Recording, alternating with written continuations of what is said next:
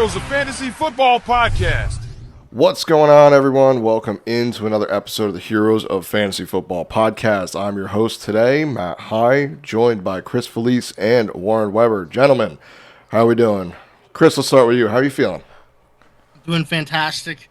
Rearing up for another week of fantasy football. Hopefully not to lose in any of my leagues, but probably will lose in all of them. I lost in all my leagues last week. Unfortunate cry. That is a total of 10 leagues that I lost in. Some of them were warranted. Vampire League, lost there. Makes sense. I'm actually now throwing in our Dynasty League. Makes sense. Everything else, very unfortunate, but I'm hoping to have a good bounce back week here. How about you, Warren? Yeah, I'm doing good. Can't wait to lose in Dynasty for sure. Every week from here on out.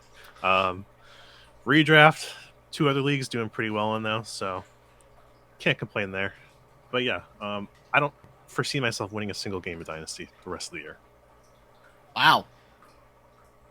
I mean, that's part of rebuilding. It's part of rebuilding, yes. Yeah, so it's for the course. It's a necessary thing sometimes in Dynasty to do that. I need that one pick, Matt. I need it. Yeah, you got my first. I think this year, or was it 26? Yes, I don't have any first, and I'm trying to give one away. Joe has your 26 first. I have Chris's first. Yeah, he does. That's pretty good. You can hold it for ransom. He wants it back. He does. I do want it back. Separate discourse. Yes. All right, gentlemen, let us dive in. So we actually recorded this on Wednesday night, but we had a lot of technical issues, so we're going to re-record this. Doesn't matter. We didn't have any starts on Thursday night, so we are recording this on Saturday. No, I did. Oh, you did? I apologize. But it's okay.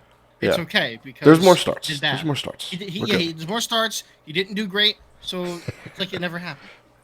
Exactly. So let us dive in here. We're going to do our starts of the week.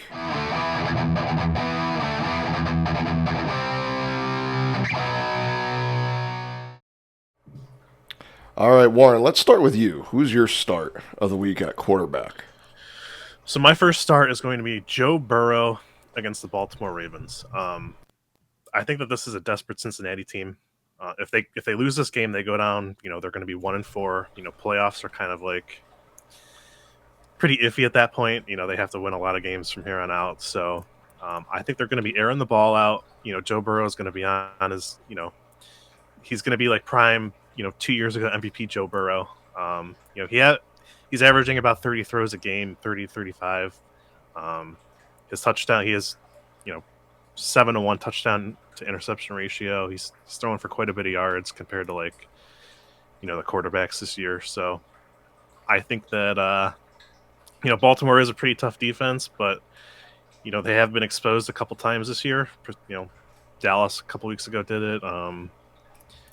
And I think that, they're just going to be airing the ball out. I think that this is a prime Joe Burrow week. Agreed. That'd be nice. They need to pick up the pace a little bit, and I think having T. Higgins back and Jamar Chase healthy, and they're in a good spot. The Ravens are actually a pass funnel team. You can't really run on them very well, so I like that. What about you, Chris? Yeah, so my start at QB is Sam Darnold, going up against the New York Jets defense. It's a fun, great, fantastic storyline. We got Sam Darnold going up against his own team there. The New York Jets. We also have Aaron Jones going up against Aaron Rodgers. Very fun, very cool. I'm looking for a complete and utter slugfest on Sam Darnold.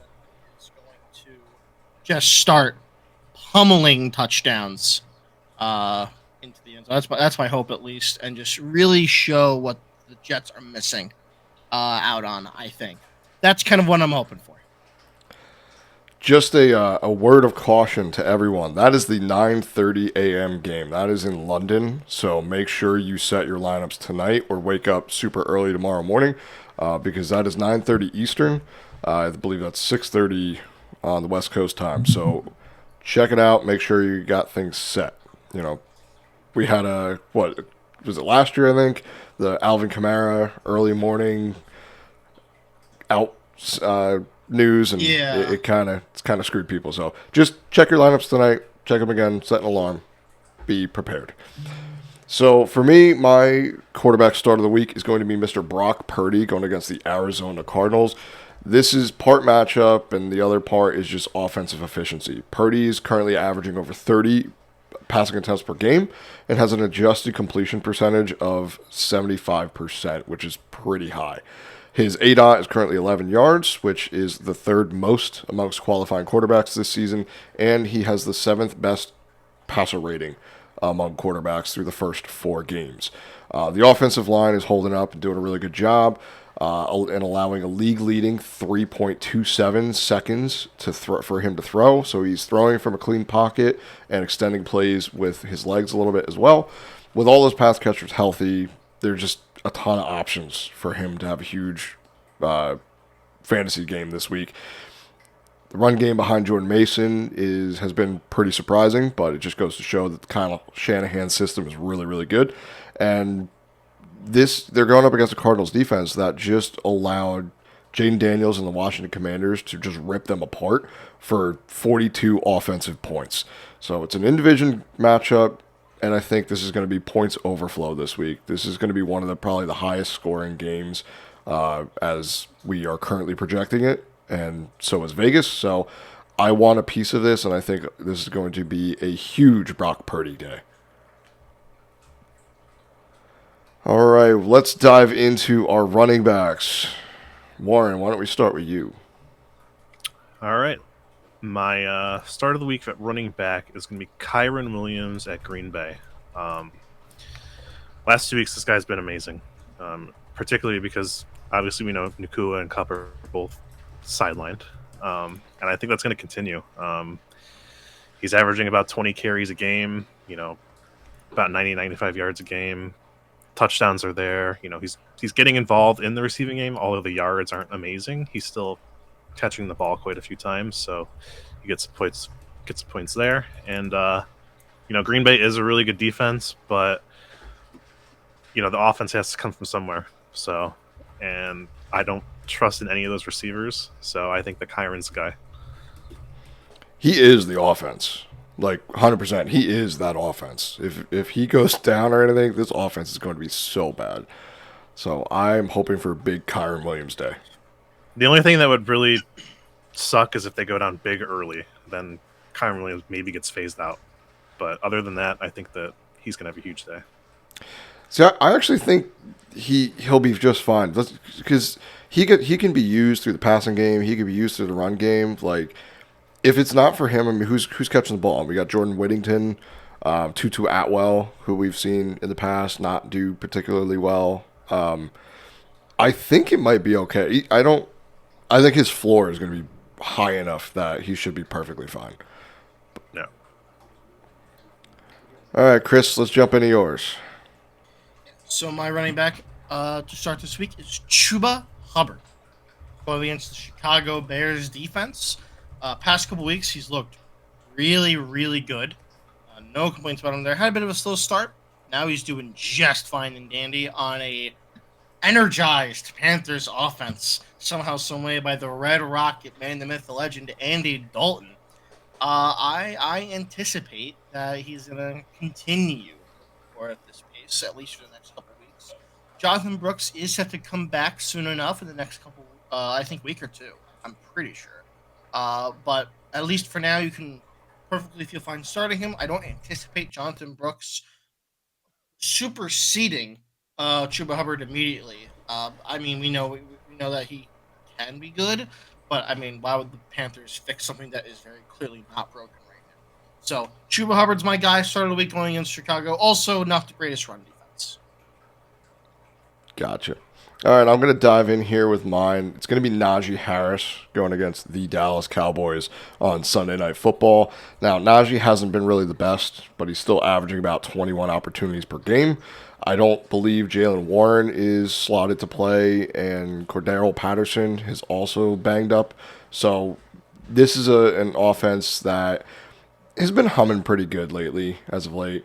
It hasn't been super pretty, but they also go up against Dallas this week, and Dallas is a run funnel defense. Najee has struggled breaking tackles, only 2.4 yards after contact per attempt and a yard per carry of 3.4.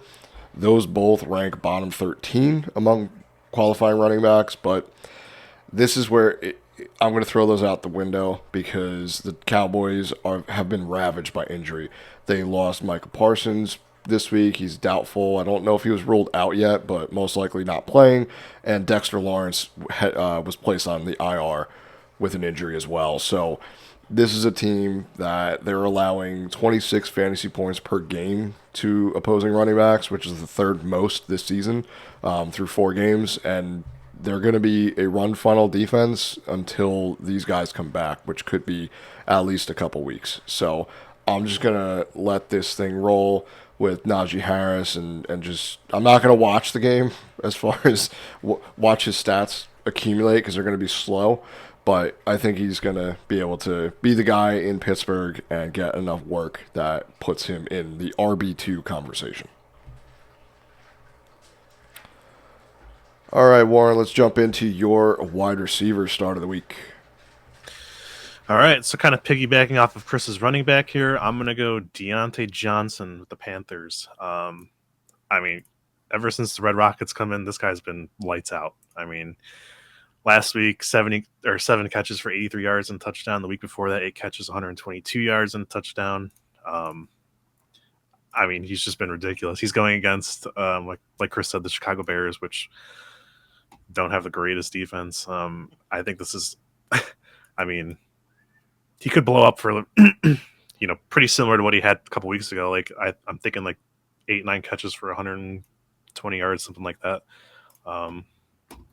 But, I understand that this isn't going to be eventually the wheels are going to fall off the bus, I think, for them, so who knows when that'll come, but I do think that this is a really good matchup for him. I agree completely unilaterally. With that being said, I'm going to jump into my wide receiver pick for the week. I got Amari Cooper versus the Washington Commanders. Now, for those of you that have been watching for a bit, and you watched when I had mentioned to start Amari Cooper week 3 during the New York Giants game, you would have gotten 24.10 fantasy points in your happy PR league because you listened to me, and I'm doing it again. Horrible week 1, 2, and a week 4, but now is your time against the god-awful Washington Commanders passing defense. This is the opportunity once again for Amari Cooper come out of nowhere, play the game, score you another 20 points. I'm throwing the gavel down. We got a touchdown guarantee here, 100% for Amari Cooper, my wide receiver guy for the week. He was one phantom penalty away from having a monster game last week. That 80-yard touchdown catch that was called back on a hold that I didn't see any hold, so that was just bad luck. But guys, we don't have to relive this. It's fine. That's what we do. That's what we do. Is there something wrong? Is there something? It just bothers me a little bit, but that's fine. Yeah.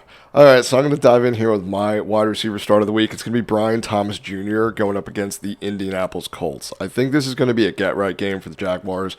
And, just looking historically, we typically see a rookie wide receiver ascend into a top fantasy option at some point in the season. Usually takes him a little bit. This year, I'm going to plant that flag on Mr. Brian Thomas Jr., and it's going to continue this week. Coming off back-to-back 9-target games, he gets the Colts defense that has allowed 332 and 285 passing yards to the opposing offenses in back-to-back weeks. Trevor Lawrence has been terrible this season, but BTJ has been a bright spot for this offense, and I just don't see how they don't continue to try to get him the ball, more first looks, more targets in this offense to make it move. The Jags they look better when they target him. It's very, very simple. Right now, he has a 22% targets per route run rate and a 2.35 yards per route run, which rank top 16 at the position. Currently the consensus is he's a wide receiver 23 according to the Fantasy Pros, but I think he could finish inside the top 15 this week. And I'm going to also piggyback off your touchdown guarantee. BTJ, slot him in for that touchdown. Bold. We're not worried about Christian Kirk at all? Not at all. So I have a quick question here. I really like BTJ too, by the way. Do you think the return of Evan Ingram would impact that? Because Trevor Lawrence does like throwing Evan Ingram. I don't know how healthy he's going to be. I know there's still a chance he's out. I didn't see the report saying that he's good to go for the Sunday. I have a feeling he might miss one more game. But if he doesn't, I don't think he plays a full allotment of snaps. So thinking a couple targets, I don't think it's going to take too much away from him. Okay.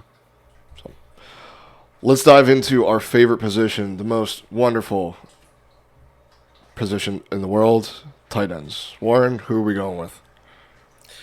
So barring he plays again, I'm going with David Njoku this week. I think that offense needs a spark, and Deshaun Watson likes throwing to David Njoku. He's had a couple big years back to back. My David Njoku bias aside, because I do love David Njoku, but I think that he's what this offense needs to get them back on track. There's just been no production out of the tight end for the Browns this year, ever since he's gone out, and it just doesn't look pretty. And again, Washington has one of the worst pass defenses in the league, actually the worst. So I think this is a great opportunity for him to come back. Barring he's healthy and plays a full game. I think that this is a really great opportunity for him. I would argue there's not a lot of pass productivity amongst the entire league right now for tight ends. That is true too. Yeah. I would say it's very scattered here and there. With that being said, I'll go with my tight end start of the week. I got Tucker Kraft going up against the LA Rams. I know, young guy coming in. If you guys listened to that waiver show from when it dropped on Tuesday night, you guys would know that this is one of your pickups for that week. A fantastic kind of prospect right now. I think I'm definitely taking the risk. It seems that he is winning this battle over the tight end one between him and Luke Musgrave. I know there was a bit of back and forth on that a little bit. I'm willing to take that chance. He scored 14.3 points last week, 86 snap percentage, 9 targets, 6 catches, 53 yards, and a touchdown. I'm not going to give you the touchdown guarantee, but I am going to tell you that he's probably going to have a decent week, seeing those 9 targets, especially in the void of Christian Watson being gone now. So that's kind of what I'm thinking here. I'm thinking he's going to put up a good week. I'm hoping above average. Sorry, I'm trying to get my hand here. Above average of what our current tight ends are at right now. Hopefully, maybe around 10 points. That's what I'm going to go for. Basically, if you hit 10 points, you might be the tight end 1 on the week. It's been real bad. Usually, I know passing has been down. Passing touchdowns have been way down across the league. Usually, you see a couple more for the tight end. Like, you can kind of somewhat predict tight end a little bit in the past. This year, it's just like, who knows? It's a crapshoot, no matter what you do. But I'm going to jump in here with my tight end start of the week. It's going to be Colby Parkinson going against the Green Bay Packers. We've kind of alluded to it, but tight ends really suck so far this season, and they're going to continue to do so. But all we can do is navigate through with trying to predict targets. I'm going to follow targets. So it's the only thing I want to really chase this season at the tight end position, and Colby Parkinson gets targets. This offense needs someone to catch the ball with having a ton of injuries. And the Rams, they run the ball, they run the offense through Kyron Williams. And someone needs to catch passes from Stafford. And Colby Parkinson is currently averaging over 4 targets a game. Not great, but better than some. He doesn't do a whole heck of a lot with those targets. So his yardage has been pretty low, but we're kind of just looking for 4 for 40. And if you get that, okay, I didn't lose at tight end because my opponent's tight end probably did about the same or worse. So the Packers can limit the top wide receivers when healthy. I don't know if Jair Alexander's playing, but if he does, that's going to limit the wide receiver production, and I think he could have a bigger day. They're just not the best at covering the tight end position. So I'm thinking he could break loose for a couple a little bit more elevated PPR points, just to hopefully help you out. But as we navigate through, it's a wasteland everywhere. So everyone has the same problem as you, most likely. What a weird year to be in, where we were thinking that it was going to be like one of the deepest years for tight end, and it was the exact opposite. I'm on record in one of the episodes going into the season. I was like, this is like, we're actually deep at quarterback. We're deep at tight end. And man, it is the exact opposite. It is not fun. People are panicking in the streets. Like, do we drop Mark Andrews? I've seen Mark Andrews dropped in my leagues, and I have no intention of picking him up. I'm this close to dropping Sam Laporta. Oh my God. Isn't it crazy? Like, what's crazier? The fact that Mark Andrews was dropped, or the fact that you see him and you're like, do I want him? Like literally, it's crazy. It's nuts. It's insane. It's insane. But those are the starts of the week. Now let's jump right into our sits of the week.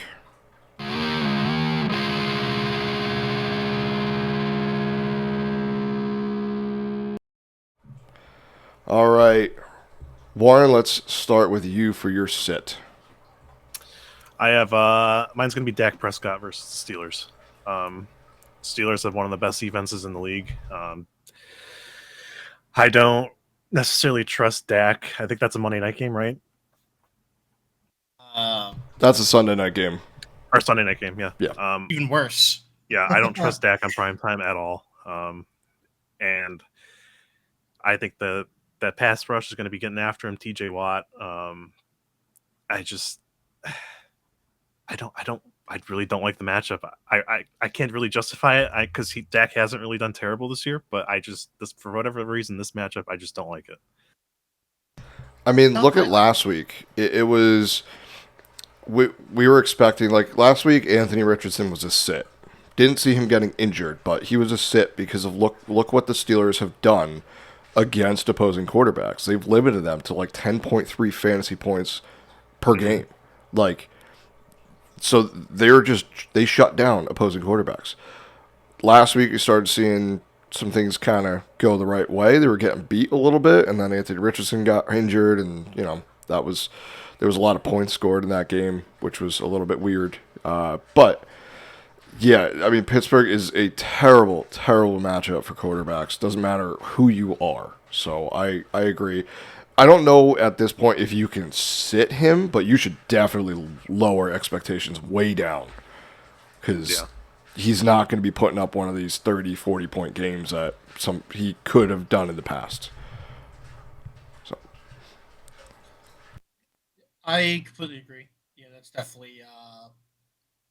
I would say honestly, if you're looking for like replacements, there are definitely a couple on the waiver wire that you could look at.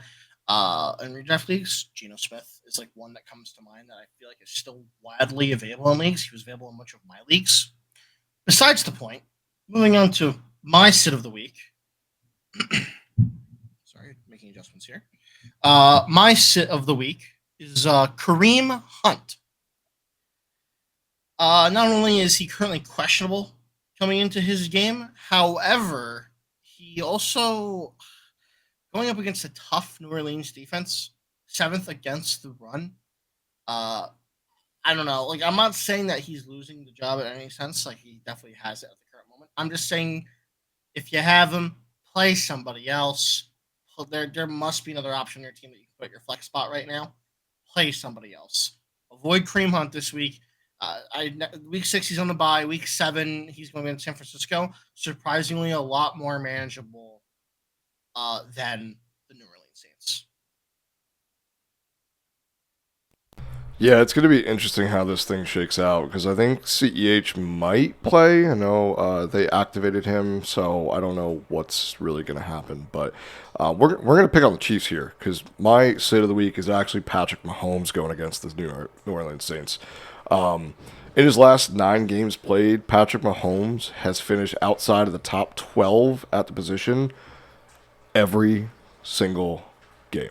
Let that sink in. Patrick freaking Mahomes, the baby goat, as some have announced him, Hasn't been inside the top 12 since week 12 of 2023.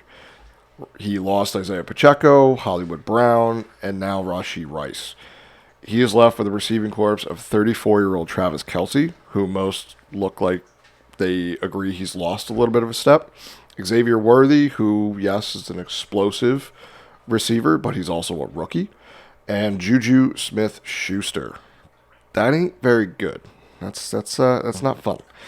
This week, he goes up against the Saints defense, currently allowing 10.3 fantasy points per game to the quarterback position. It's going to sound crazy. It's going to feel weird to bench Patrick Mahomes because of what he can do. But the fact is, he just hasn't been a good fantasy option. He's been a fantasy bust for over a year now. I don't see how things change this week because they're still 4-0. They're winning games. So if it ain't broke, don't fix it. And that's going to be their montage. Now, I want to play a little game with Warren here because, Chris, you already know the stats. But I want to play a game with Warren here. Okay. It's not going to be a fun game for you. It's going to make you feel sad. But we're going to do it anyway. Great. Okay. It's my favorite types of games. Yeah. We're going to play Patrick Mahomes or Trevor Lawrence. Okay. So I'm going to give you a stat. You're going to say who has the better stat, Patrick Mahomes or Trevor Lawrence. Okay. Average depth of target. Patrick Mahomes. You would be wrong. Patrick Mahomes has 6.4 yards average depth of target. Trevor Lawrence is chucking the ball downfield a little bit more, 9.85. And this is over. You're going to notice a trend here, Warren. Yeah. Okay, so I'm gonna... It's going to be fun. Just stick with me. You'll be good. All right. Now, big time throws. So PFF defines this as a pass with excellent ball location. Further down the field, just, big plays. Okay. Who has more big plays than Patrick Mahomes or Trevor Lawrence? I'll say Patrick Mahomes. And you would be incorrect again. You're 0 for 2. Patrick Mahomes over the past 17 games has 30. Trevor Lawrence has 41. Okay. Now, obviously, his big-time throw rate will be a little bit higher as well. So, now, the drop rate is going to their pass catchers. Okay. Mm-hmm. Whose wide receiver room or receiving room has a higher drop rate, Patrick Mahomes or Trevor Lawrence? I'll go Trevor Lawrence. You would be correct. His drop rate for his receivers is 9.4%. Patrick Mahomes is at 6.2. So we all watched last year just a bunch of drops by like everybody. Trevor Lawrence has had his receivers drop even more passes. Okay. Interceptions. Who has the most interceptions? I'll go Trevor Lawrence. And you would be incorrect again. It is actually Patrick Mahomes with 19 over a 17-game pace over the last 17 games, and Trevor Lawrence at 15, so 4 more. We're going to go top 6 fantasy finishes. Who has more? I mean, it's got to be Patrick Mahomes, right? It is actually tied. They both have finished inside the top 6 of the position twice over that time. Now, top 12 finishes. How many times? Who has the most top 12? It's got to be Patrick Mahomes, right? You would think that, but no, it is not. It is actually Trevor Lawrence with 8 compared to Patrick Mahomes' 6. Now, this is the fun one, okay? Outside of the top 15 at the quarterback position, who has more? It's got to be Patrick Mahomes. You are correct. Last question. You got it right. Patrick Mahomes has been outside the top 15 at the quarterback position on a week 9 times compared to Trevor Lawrence's 7. So, yes, I will be told that these are cherry-picked stats, but the fantasy stats are what matters. And they're basically the same player. Are you comfortable? Are you excited to play Trevor Lawrence? Because the answer should be no. And if it's yes, then you're crazy. Please seek help. But if it is no, that is what you're doing every time you put Patrick Mahomes in your lineup. You're basically essentially starting Trevor Lawrence. And it should not feel good. I benched him this week. I benched him because I had Kirk Cousins, and it turns out that was a good play on Thursday night. But I benched him for Kirk Cousins. And every week you play Patrick Mahomes, you're basically eliminating the position. Yes, he could go out and throw for 4 touchdowns because the Chiefs' offense is that good, but his receivers have not done him any help, and he's hurt you. He's been hurting you as a fantasy manager. So I hope that helped. I hope that didn't make people feel too sick to their stomach, but that's part of the intention. Yeah, I didn't like that game too much, but sometimes the truth hurts. Bad game. Get out. Leave. Speaking of the Chiefs, do you guys hate how the Chiefs just don't care about playing football in the regular season and they still keep winning? Yes. You guys, okay. Yeah, I do. I don't like them. Yo, not many pass people the ball do. to Travis. Yeah, And not Travis, many people catch do. the ball. Yeah. But that is going to wrap up our starts and sits episode. One thing I wanted to just bring up here, for those of you who have done Tavian Wicks, we have something for you, and I want to play that, so please enjoy. The Candleman. Candleman strikes, and he is in my lineup this week going against Joe Capozzi in one league, so I'm hoping for big things for the Candleman. So if he goes off, he will be a regular on this show, and I will be very excited, as will More so than Rich. he already is. Yeah, I know. I mean, he's the first drop we made, so it's high praise. But that will wrap things up for us. Good luck in your Week 5 matchups. Stay tuned for more episodes. We'll be coming out with more waiver wire shows, start-sit shows, and we're trying to get a couple other ones out there. But if you could do us a huge favor and like, share, and subscribe, follow along on Twitter or X at the Heroes FF. We're on YouTube at the Heroes FF as well, and TikTok, Spotify, Apple Podcasts. We're all over the place. So come find us, and good luck, enjoy, have fun. Thank you again for tuning in to another episode of the Heroes of Fantasy Football podcast. Follow us on Twitter at the Heroes FF.